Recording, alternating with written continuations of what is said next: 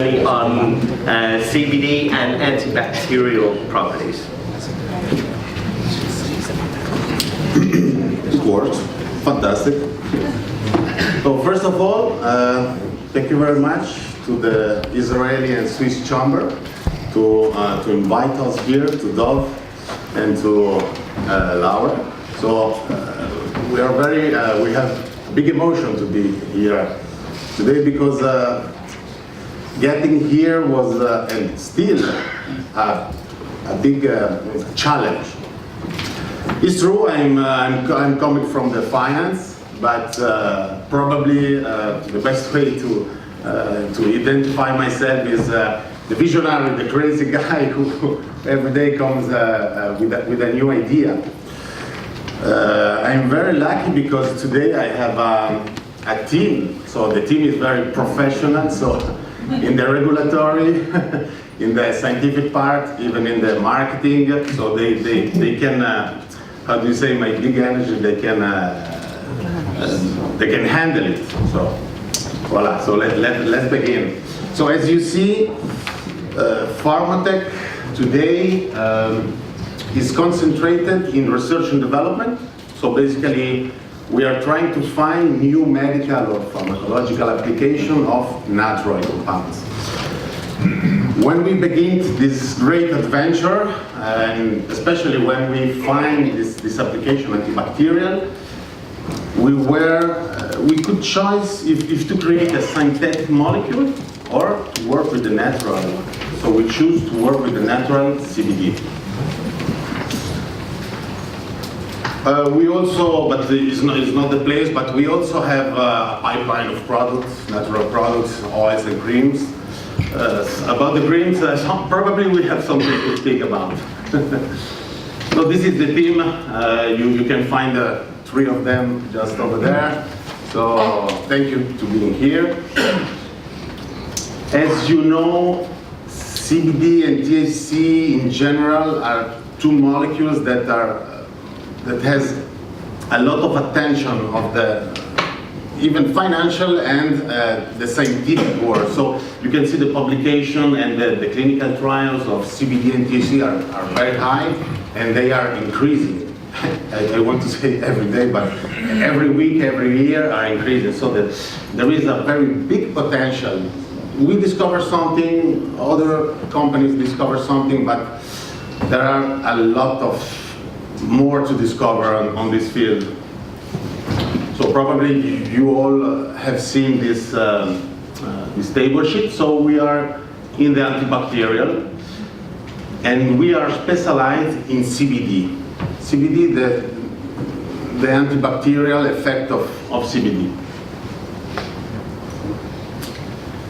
Today, basically we are moving on 2, I would say, departments, non-wounded skin and wounded skin. Concerning wounded skin, we already have conducted preclinical trials in collaboration with the CHUV. CHUV is the cantonal hospital of Lausanne. They are specialized in wounded skin. And we are organizing the clinical trials, scheduling for this year if everything goes well. It's very difficult, no? So we hope that this year we are going to the clinical. And then registration and launch the marketing. So we have discovered something very interesting about the application of CBD as an antibacterial, but we don't bring the same drug. So there was a history behind us. So for example, if you see Van Leeuwenhoek has already discovered that CBD has an antibacterial activity on the minimum inhibitory quantity on Staphylococci. So basically bacteria are divided in gram-positive and gram-negative. So cannabinoids has some activities on one side and no other side. Is a little bit complicated, but then came Giovanni Appendino that also confirmed an antibacterial cannabinoids from cannabis has an antibacterial applications. And then we came recently, we discovered that CBD has an antibiotic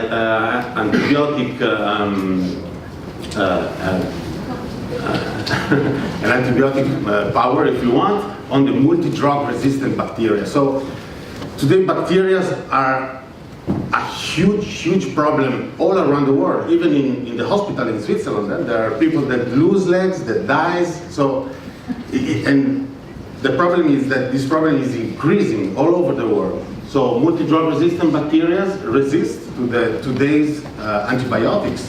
For example, Pseudomonas aeruginosa is the bacteria that we have targeted. The ability of this bacteria is to create biofilms. So when he's alone, probably we have to go to the other sheet. But then 1 year ago there was another confirmation. So for us is positive. There are other people that are conducting studies on this site. For example, World Health Organization has made a list of the bacteria. So we are here. Pseudomonas aeruginosa is a critical priority. So World Health Organization was always speaking about cannabinoids, cannabinoids, bacteria. So we took the phone and we said, listen, we have something interesting about the two. So we combine bacteria and cannabinoids. So they give us to do a conference at the UN in Geneva last year. It was very interesting. So bacteria are everywhere. Even here you have on your skin, they are on plants, on animals, in the water, in the air. But when the bacteria is alone, nothing happens. When begin to multiply, there is a problem. So where we can interact is before that this bacteria, the Pseudomonas aeruginosa, become pathogenic. So we work on the biofilm formation, that is the virulence cause of this bacteria. So of course, when you do research and development, you have to find a good molecule, you have to find a new application, but then you have to find how to go on the market. So to go on the market with a new drug or with a new discovery is a high challenge. So today, as I said, we are working on non-wounded skin, and we are working on different topical application, gynecological, urological, and ophthalmological. You know, bacteria, from a business point of view, working with bacteria is nice because bacteria are everywhere, so potentially we can do a lot of new products. So for example, we are working on this side, and on the other side, as I said, we are a little bit crazy. We are working on a nano skin. So this will be for the wounded skin, and we already have done different research and development. We are able to introduce CBD in the chemical structure of this nano skin. So I can say more because it's a very I would say very secret what we're doing now.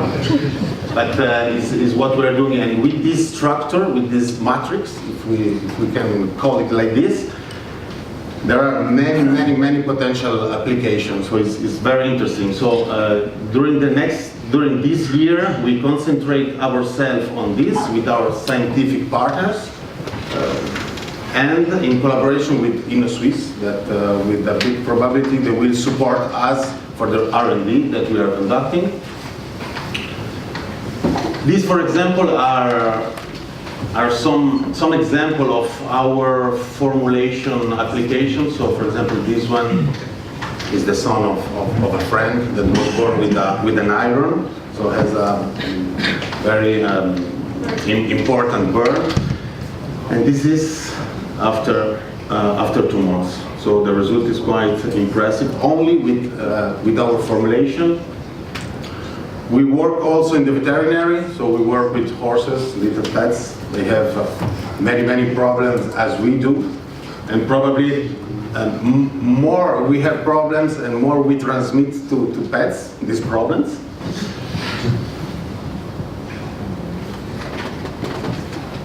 Yes, this was a dog in France, for example, has these injuries on both, how do you say, hands? Thank you. And so it was very interesting to see how the ordinary antibiotic or products that are on the market was not able to cure this disease. So in 3 weeks, this was the result. The veterinarian was absolutely astonished. So when they published this picture, or for example this picture on Facebook, was impressive the result we had. This is our product, but it's not today to speak about them. Of course, we have a laboratory in Geneva where we produce these pipelines. We have scientific partners, of course. We work with Geneva University, was our first scientific partner, so the microbiological department, Professor Carperon. Then, today we work with the University of Geneva that is combined with the SIP from Freiburg and with the SCHUV. We have economic partner, for example, Fondation Eclosion, where we have the headquarters in Geneva, and belongs to the Geneva Canton, and about the Swiss Confederation, Inno-Swiss, that with a good chance will support us in our R&D program. So as I said earlier, we had the great chance to give a conference at the UN. So they opened the door to Pharmatech, and this year we are programming a new conference with the World Health Organization about what we discovered and the further R&D we are conducting. Then we were a little bit on the radio, on the bilan. For example, In Vivo magazine is the scientific review of the shoe. So they decided to make a little publication of our It was nice, very nice, absolutely. And so we come at the end of this presentation. Thank you very much for your attention.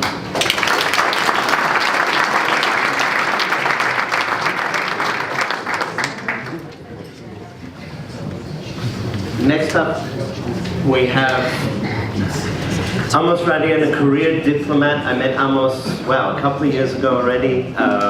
He has invited us, the ICANN team, out to Bari, Italy, and I'm sure he's going to tell you a little bit about what's going on in Bari. Italy has a very interesting program where the cannabis is actually grown by the army.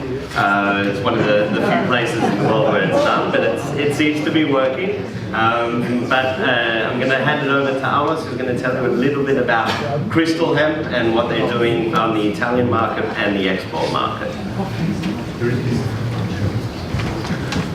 Thank you very much. It's a great pleasure. Thank you for the organizers.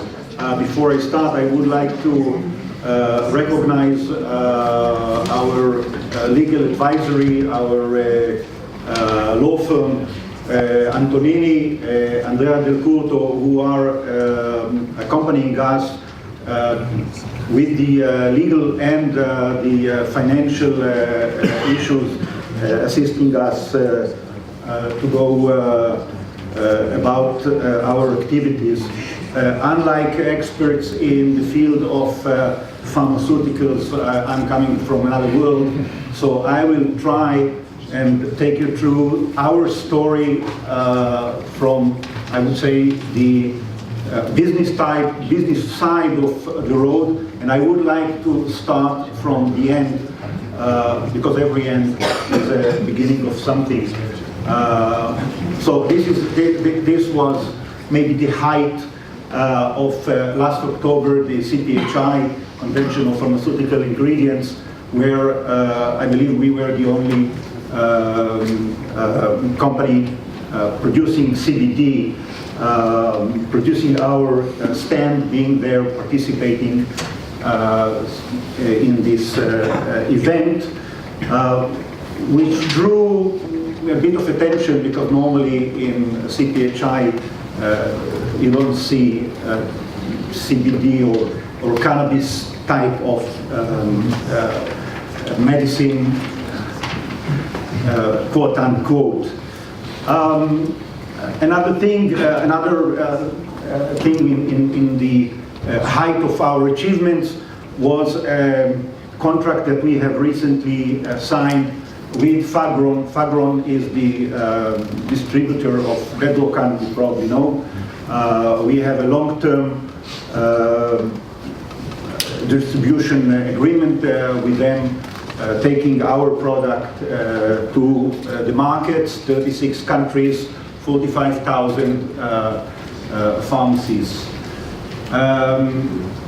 We also managed to register, so we are not GW, and ours is not the Epidiolex, but this is the Epiflactan, which is registered in Uruguay based on our extracts and dealing with the same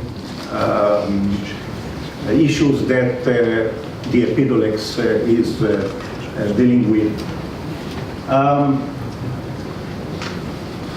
A small story to go a little bit to history and to explain how we reached where we are. So the president of the company, Dr. Paolo Crocetta, who is sitting here, was in the business of renewable energy. So he was searching some biomassa that can be used for gasification and give high energy results. And something like the story of King Saul in the Bible, who lost the donkeys, went to search for them and found the kingdom. He found the hemp, and then realized that rather than use it for the energetic field, it can be taken to another arena. Since then, we have made several alliances which more or less connect a kind of a chain of what we aim at doing. So biohemp trade is the part. I would look at it as if we are talking about, I heard today people using the term one-stop shop or vertical integration from the seed to the pharmacy. And the attempt is to try and control the whole chain of events. So biohemp trade is the company that is in charge from the seed to the moment of taking the biomassa into the laboratories. Crystal Hemp is the locomotive, is the engine behind all these activities. Crystal Hemp is a Swiss registered company. I'm an Israeli, so I think that we have a nice Israeli-Swiss cooperation. Terra Hemp is the brand name of the cooperation between Crystal Hemp and the Linnea Laboratories, and the ECC I will come in a minute. Just very quickly to talk about some of our products. Some of them are already on the shelf, others are in phases of development.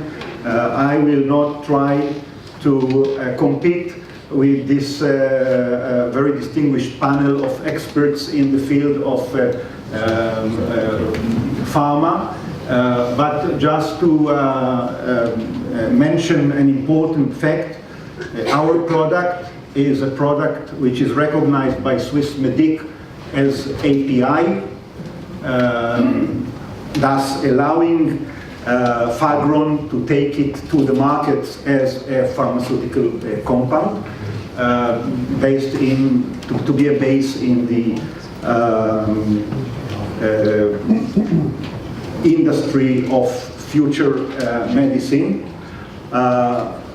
Professor Benita spoke about the importance of the vehicle of the CBD. We are not, I'll say a word in a minute on THC. We are concentrating in this moment in the CBD.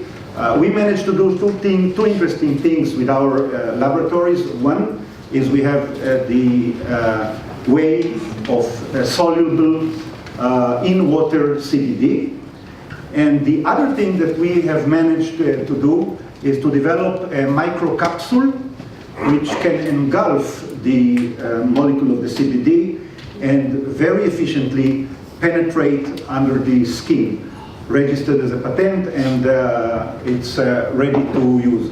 Our partners' laboratories are initially making formulations, so we are not selling final products to the market.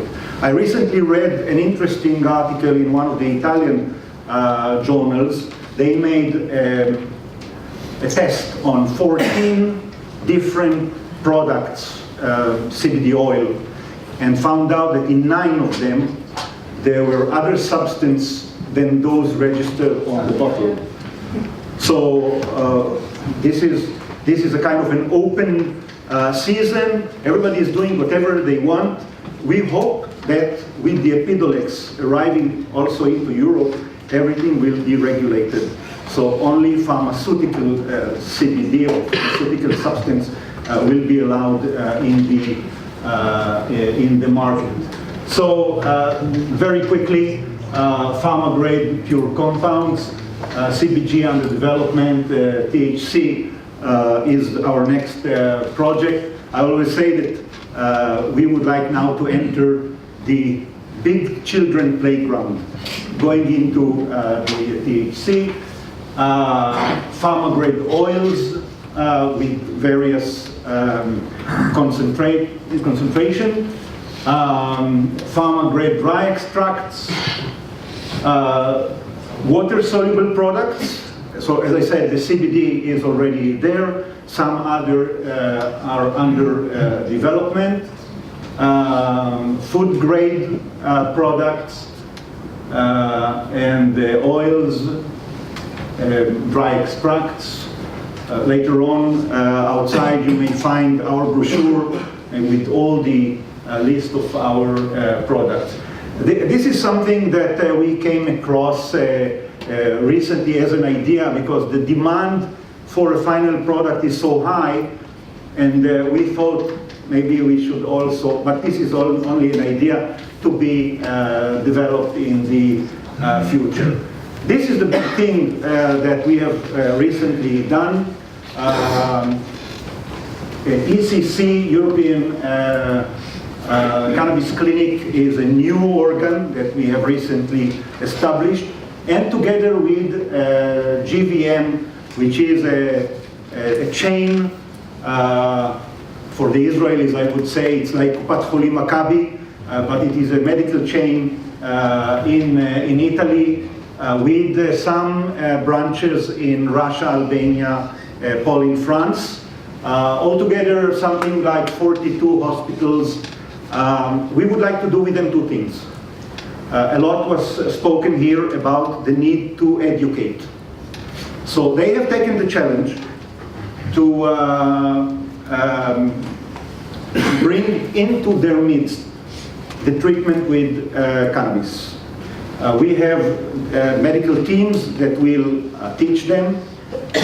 That will be on the one side a kind of a new project in this respect for the hospitals. On the other hand, it will give us a kind of a platform to make clinical trials. So when you have 40 hospitals at your disposal, you can start doing something serious with, of course, a material that can be used for pharmaceutical and drug purposes. As I said, this is our next project. We are hoping to get into it once we have concluded our CBD chapter. We are now going to enter the THC chapter. For that purpose, we have already done something ahead of our time. We have taken 5,000 square meters in the free zone of Tenerife, Spain. 4% tax, so it's a good opportunity. And the idea is to establish there 3 projects at the same time. One is indoor cultivation.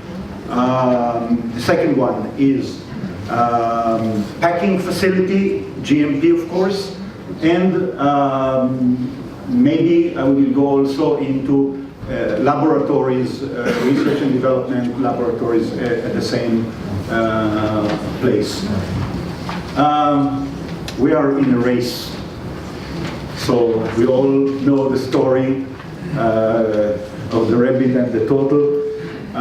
We are all of us in a race because this is an environment that changes from one day to another.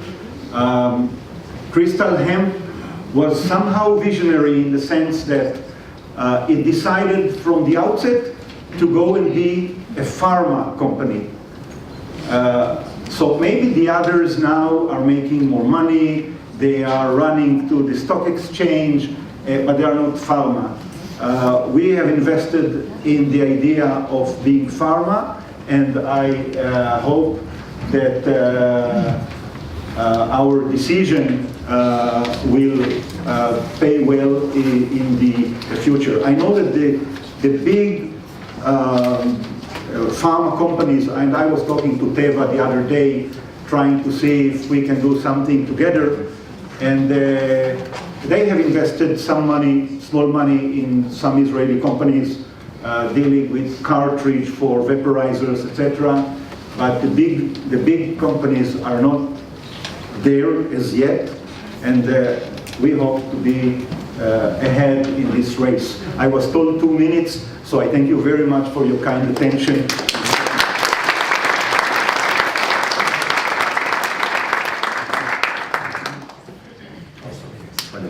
So we're going to go into, if you'd like to come up and sit, we're going to go into question and answers. If you would like to ask a question, if you'd like to just come down into the middle, and I've got a mic over here. You have the mic. So I will start with a question of, in a world that's moving towards pharmaceuticalization of cannabis, where everyone is according to GMP, if you're in manufacturing, GAP, how do you establish your company as a differentiator in that market where everyone is definitely the same? So with Amos. Well, I think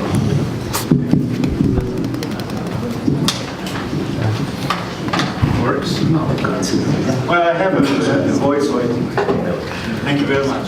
I think that for us it's easy in the sense that when you have the kosher stamp of Swiss Medic, it differentiates you from the rest of the players. I can come to the market and I say, Swiss Medics gave me an API certificate. I don't know of many manufacturers that have API certificate for their product. The fact that I had an API on the product allowed Fagron, which is another big player, to come take my product and make it a European product. So I think that it's not, many people are confusing GMP, manufacturing under GMP with GMP product. There is a big difference. For example, we are selling our material, our compound, in 1 liter packages. If I want to go now to sell it in half a liter or in 100 ml, I'll have to go through a system to show stability in the new product. So it's one thing that someone says, I have a GMP factory and I do whatever I want. Another thing is to show that your product is stable and the one that you sold on Sunday is the same that you sell on Monday. Great. Anyone else want to take that? Thank you very much for this question because it's a crucial part, even for pharmatech. I didn't say earlier, but probably if everything goes well, in April and of April we will be GMP for the extraction and for the production of medicaments. So this, as you said exactly, this is a jolly that you have in the market to be a little step upper on the others. And of course, when we'll be on the market with our medical products, antibacterial medical products, the standards should be the highest achievable. Even if today we don't have the GMP, we already have our site master file, we have our SOP, standard operating procedures, so we already behave as a pharma. So I think, especially when you go on the market, you have to provide something that has high quality. So we try to do our best to achieve the highest quality we can possibly do.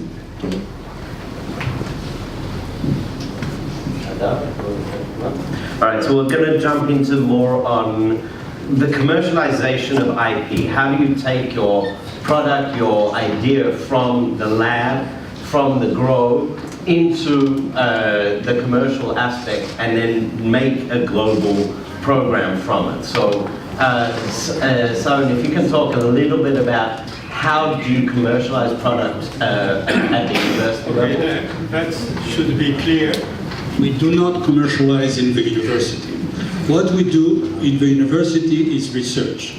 However, we have a transfer tech company, Yesum, and we are also highly obliged when people are investing in us to transfer all the technology to their labs. So for us, it's only a question, and this is a very important question, between research to a product in the market. You need to make upscaling of the formulations. We work in very small volumes. It cannot be the university. We do not have anything for mass production. We work for really research. So if it is a solution, like an oil, is an easy issue, because in this case, to transfer a volume from 1 liter to 10 to 100 is only a question of adequate equipment and adaptation of the time for the production, cost energy effective production. This is achievable target, and we do not see any problem to upscale the manufacturing. However, when you reach nanotechnology and nanocarriers, this is a totally different issue. The problem that we do not have too many nanotechnology-based products in the market is that the main barrier is the upscaling of these technologies. When you deal with very small nanoparticles, if you have to prepare, and somebody come to see me and tell me, okay, I want to order 10 tons. Okay, you will need 10 years. What? I can order anything. We have no idea how much difficult it is to transfer from a small production to a large production. We are today trying to improve, but most of the time people work with subcontractors, as I heard from both of you. It is normal, because you cannot do everything by yourself. But if you want to do nanotechnology, this subcontractor, with all my respect to all their equipment, they do not have the knowledge how to move from a small size production to high size. Any change And the parameter will change totally the delivery system. So you need to accompany your delivery system to do it by yourself. And today we created a pilot scale because we know that we cannot rely on subcontractors.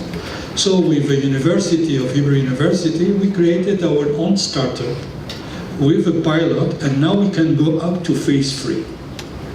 So we are GMP approved by the Ministry of Health, not yet by Europe and by United States. It's a simple question. Once we will move from Israel to over, we have to ask them to come to visit us, and we work, as I said, with all the SOPs and all the GMP needed, so our products are fully complying with GMP in Israel. I'm just going to come back to your IP questions. So the main barrier in IP in the cannabis field is that cannabis is a natural product, and you cannot issue a patent on a natural molecule because you didn't invent it, the nature invented it. GW did. It's not in the molecule. So when you want to have some IP protection, you need to have something else like a delivery system or application or some modification that you do after you extract the molecule or combination with existing molecules that you have patent on, and then you add and you create a combination and you issue the patent on that. And I think this is maybe the thing that the big pharma is waiting to see how they can really invest and get the money back by having a protection. Just to add a quick word to what Professor Benita said, one of my aims in this game is to assist those who are outside of Europe, outside of Switzerland also for that matter, to take them and give them a platform, a GMP platform that can work in Europe. So our platform is already there, from the laboratories to the market. And the idea is to search for those who, rather than reinvent the wheel and start from zero, will use an existing platform to take whatever idea they may have and use it, shortening their way from where they are to the market. I have another question, but before I get to it, any questions from the audience?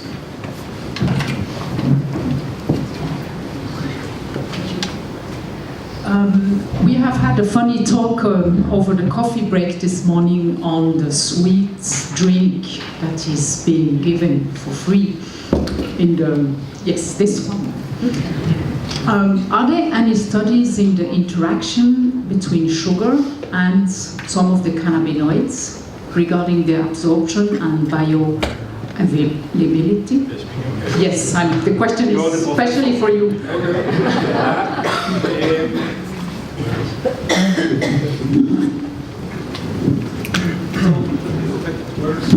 Okay, thank you for your question. It's a very important question because we know already that grapefruit, okay, you know it because you work in the drug area. Grapefruit, if you drink 2 glasses of grapefruit, your PGP will be inhibited. So we always ask people to take the drugs only with water, not milk, not grapefruit, no orange juice, nothing. Why? Because all our studies are made with water. So if somebody is used to drink grapefruit, I recommend him not to take a drug with grapefruit because he may go into a higher absorption of his every taken drugs. We know today we have so many problems, the interaction between drugs. So you are speaking about something that almost we are not in. I do not know about a work between sweetener and CBD. And I think, and I won't like to believe that the amount and the dose of CBD in this nutraceuticals is very low, because if it will be high, the population will feel immediately the effects. So you cannot hide any adverse effect when you work in the mass market. But I don't want to make any experiment on humans. It's better to discover.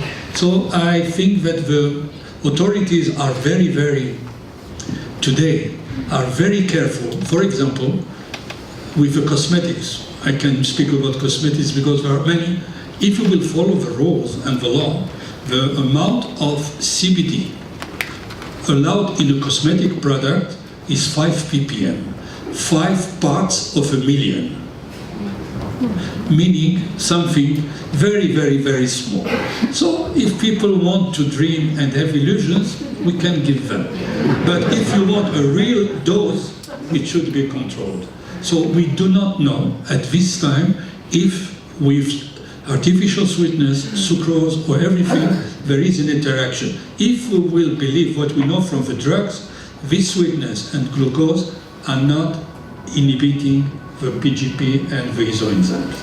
However, juice, as I told you, grapefruit, don't take CBD with grapefruit. That's clear.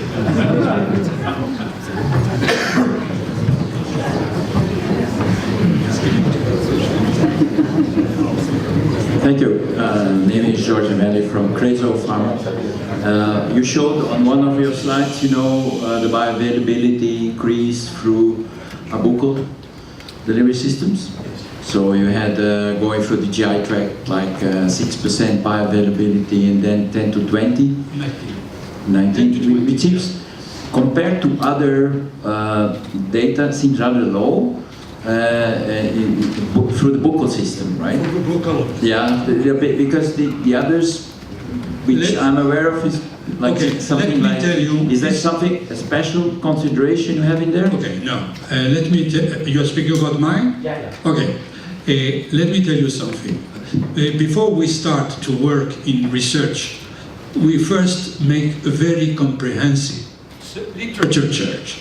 You go to PubMed. You can sit 1 night, 2 nights, a week, and you follow everything that was. But we don't need to do something already done by others and published. I can speak about published data. I cannot speak about anything else. Patents, published data, that we know. And in this case, we were surprised that so much and many thousands of papers on CBD, THC, there are few control studies. The fact is that people are not doing properly the work. For example, if I want to calculate the bioavailability, the best thing to do is to inject intravenously the drug. This is the absolute bioavailability, and see what's happening when we give the same drug via the oral administration or sublingual.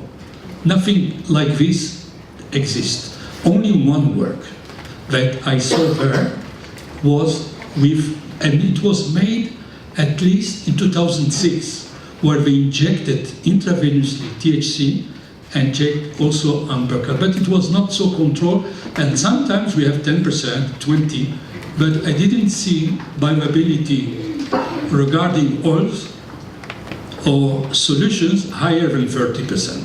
However, I saw in the literature now in the last years delivery systems where you have up to 60-70%. And these delivery systems most of the time were tested on animals. Now they start to be tested on humans. And only one study was just published on humans from colleagues from my center. And in this system, they improved twice the oral bioavailability with a lipid formulation. And now I was asked by the patent attorneys not to disclose the formulations because they are in a very beginning process of patent applications. And I cannot tell you exactly what is the composition, but what I show you is if you will combine these formulations with water, you will have immediately nano oil droplets. Now, if you speak about nano, something large small size, it has a very large area, surface area. So it can be in contact with the intestine very rapidly, and if these oil droplets are not recognized as really a potent toxic oxynobiotic, what we did, a compound, it will not activate the PGP, the pump, the efflux pump. So this is the reason why we see higher viability. I can compare the relative viability, but not the absolute viability. So for the time being, we didn't do in humans, we are going to do it injected against oral. And we will see the absolute viability. And there is no difference between CBD and THC in terms of viability? Oh, no, there are. There are. Oh, wow. So, very, very difficult. There are, and it is complicated. It depends on the ratio. Let's take this offline 1 second. Ratio between THC and CBD. There we go. Just a quick remark to what you have said, Professor, to the question before coming from the Federal Health Department.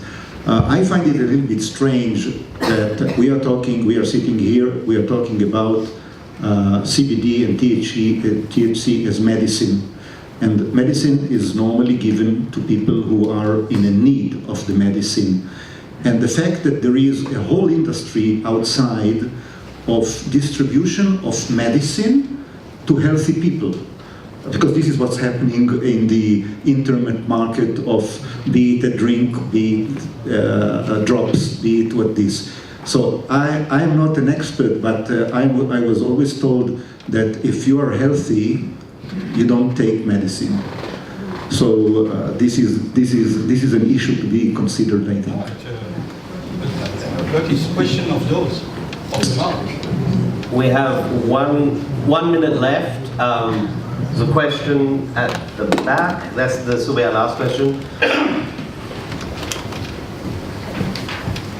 All right.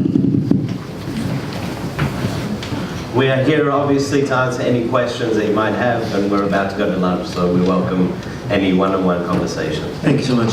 It's great that you opened the point on people using cannabis for recreational purposes, because I wanted to ask you, where do you see the industry going? Because with the medicalization of cannabis, there is a whole recreational industry that is on the side that seems to be in a gray area, and I want to know your impressions and your thoughts as to what will happen when cannabis becomes gradually more and more a medical product. Do you think the recreational industry will need to fade away and will become again an illegal product after being legalized, or where do you see it going?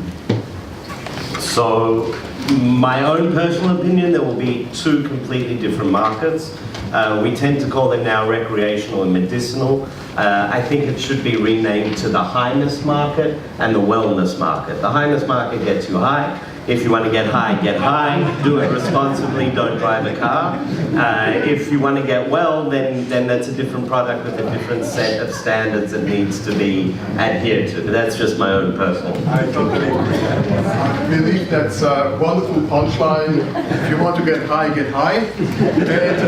And we thank very much to the panel for this top discussion. Warm welcome, and please join us now to lunch from 1 to 2.